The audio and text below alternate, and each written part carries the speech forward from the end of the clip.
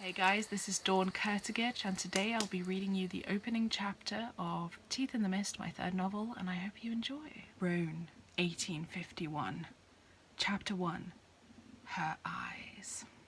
She is a ghost ship sailing the mud of the mountain. She is a spectre parting the shrouding mists. She is a shadow upon a midnight river. She is the eye of the storm. In her hand, a heavy portmanteau. She drops it every few steps to catch her breath and pull her cloak closer about her face. Even her bonnet is black. She is searching for a dwelling that she is beginning to think might not be there after all. Though she is alone on the mountain, the solitary state being her preference, she looks around with a sense of unease.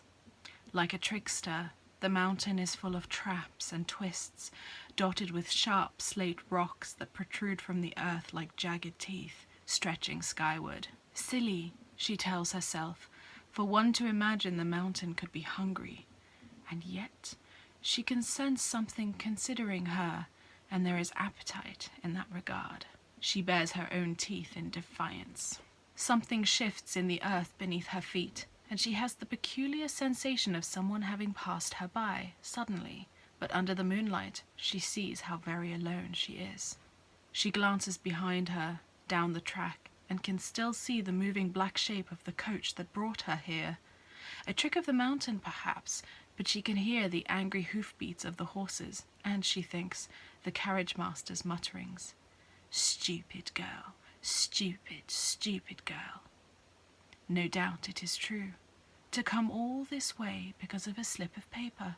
She pulls it from her pocket, unfolding it gently so as not to tear it. When first she found it, clutched in the hands of her dying father, it had been crisp and new.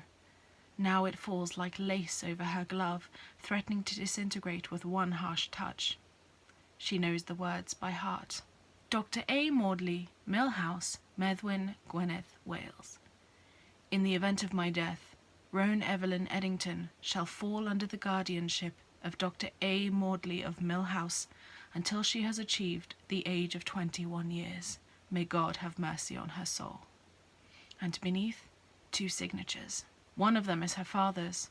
The other, she supposes, belongs to this stranger, Dr. Maudley. She wonders, even now, whether she was right to take the note, right to come all this way. But what choice did she have? Where else had she to go? She lifts her portmanteau once more and faces upwards. Step by step she climbs. The mountain stills, attentive, and she wonders at the utter silence. No birds, no breeze, nothing but the squelch, squelch, squelch of her boots in the mud, as though the world is holding its breath. Her focus is unbroken until she feels something pressing in, like someone suddenly standing too close.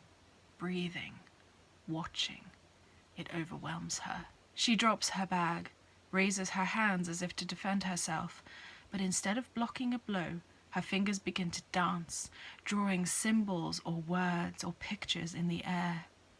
All the while she is muttering beneath her breath, fighting off the thing pressing in. It is large. So very large. Not today, she growls, her voice throaty and deep. Back with you. Her fingers continue their dance, even as the presence retreats, and her skirts begin to smoke at the hem. She stops when she feels safe once more, wondering at the strange sensation she'd had of someone turning to look at her, enormous, like the regard of a titan.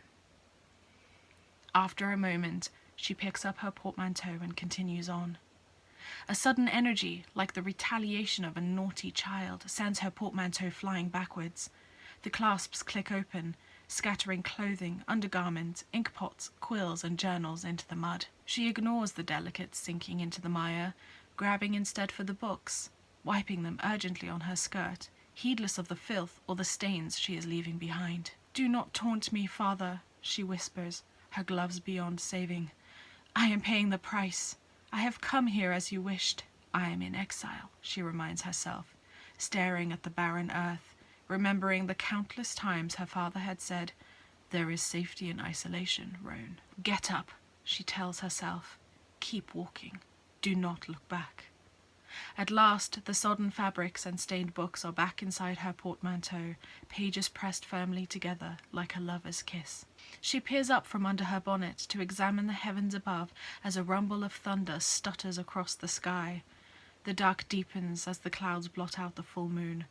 Then the heavens break open and drench her. She takes a step, another, another. She is weighed down by the skirts, by the portmanteau, by a past whose burden she cannot bear. She does not see the figure watching her from within the heather and the slate rocks and the fog. I am in exile. Keep walking. Do not look back. Rhone, 1851, Chapter 30. An offer. She should be dead. Instead, she's moving. Or the ground is moving.